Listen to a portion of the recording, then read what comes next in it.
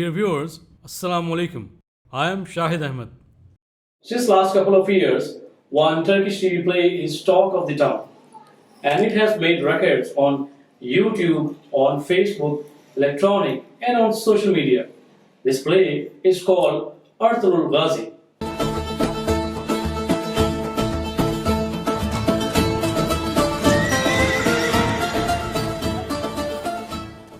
Which was made on one of the tribes of Ottoman Empire, and this play had captured people's attention who have interest in knowing the history of Ottoman Empire, which is called Sultanate-e-Osmaniye.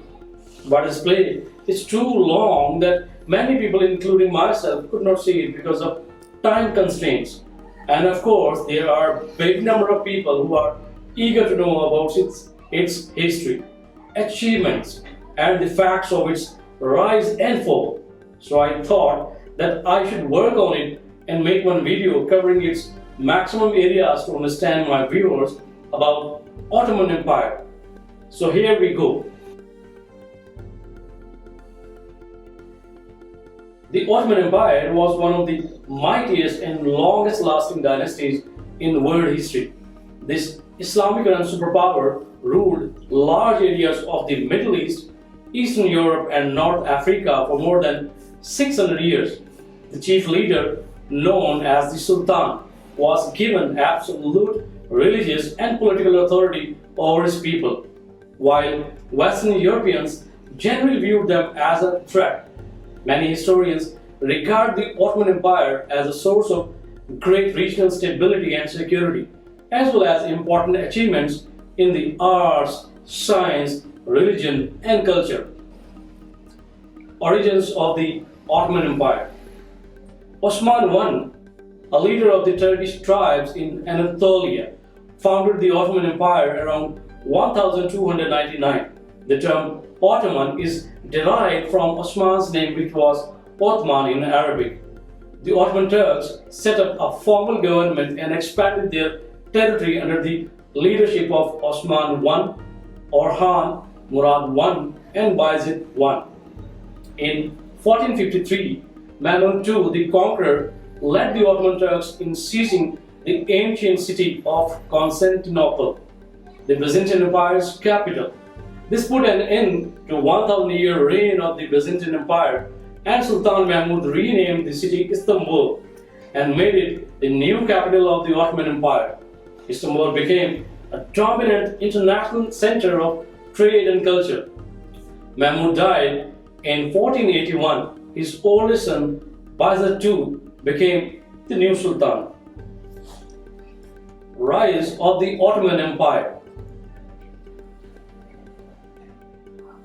By 1517, Bayezid's son, Selim I, brought Syria, Arabia, Palestine, and Egypt under Ottoman control. The Ottoman Empire reached its peak between 1520 and 1566. During the reign of Suleiman the Magnificent, this period was marked by great power, stability, and wealth. Suleiman created a uniform system of law and welcomed different forms of arts and literature. Many Muslims considered Suleiman a religious leader as well as a political ruler. Throughout Sultan Suleiman's rule, the empire expanded and included areas of Eastern Europe. The Ottoman Empire included these areas as its height, and these countries were part of the Ottoman Empire. Turkey, Greece, Bulgaria, Egypt, Hungary, Macedonia, Romania, Jordan, Palestine, Lebanon, Syria, some of Arabia, and a considerable amount of the North African coastal strip. The Ottomans were known for their achievements in art, science, and medicine. Istanbul and other major cities throughout the empire were recognized as artistic hubs. Especially during the reign of Suleiman the Magnificent, some of the most popular forms of art included calligraphy, painting, poetry, textiles, carpet weaving, ceramics, and music. Ottoman architecture also helped define the culture of the time. Elaborate mosques and public buildings were constructed during this period. Moreover, science was regarded as an important field of study.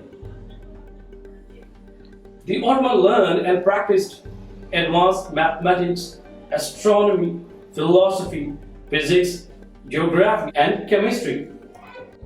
Topkapi Palace and other religions. A total of 36 sultans ruled the Ottoman Empire between 1299 and 1922. For many of these years, the Ottoman Sultan would live in the elaborate Topkapi Palace complex in Istanbul. It contained dozens of gardens, courtyards, residential and administrative buildings. Part of the Topkapi Palace included the harem, a separate quarters reserved for wives, concubines, and female slaves. These women were positioned to serve the Sultan, while the men in the harem complex were typically eunuchs.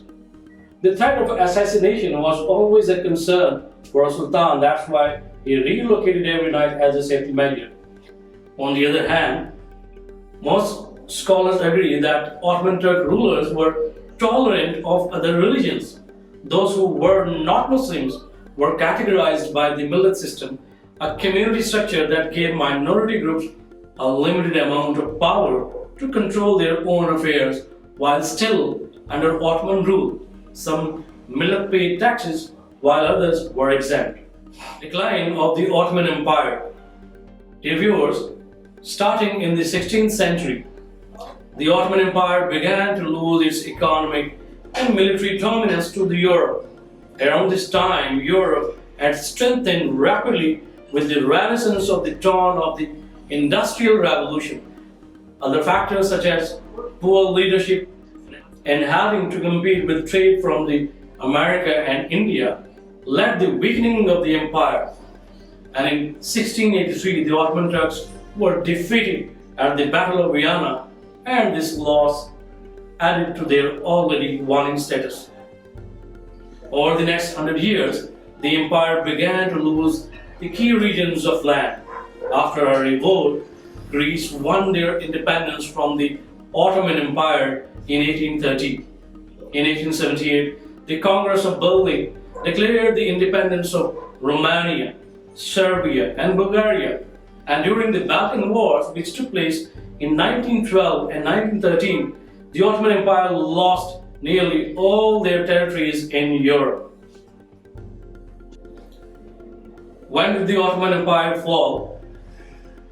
Dear viewers, at the start of World War I, the Ottoman Empire was already in decline. The Ottoman army entered the war in 1914 on the side of the Central Powers and were defeated in October 1918. Following the Armistice of Mute Rose, most Ottoman territories were divided between Britain, France, Greece, and Russia. The Ottoman Empire officially ended in 1922 when the title of Ottoman Sultan was eliminated. Turkey was declared a republic on October 29, 1923, when Mustafa Kemal Atatürk founded the Independent Republic of Turkey. He then served as Turkey's first president from 1923 until his death in 1938, implementing reforms that rapidly secularized and westernized the country. The Ottoman legacy. Dear viewers, after ruling for more than 600 years, the Ottoman Turks are often remembered for their powerful military, ethnic diversity, artistic ventures, religious tolerance, and architectural marvels. According to many scholars, the Minoans is still very much alive in the present-day Turkish Republic. A modern, mostly secular nation is a continuation of the Ottoman Empire. Thank you for watching and take care.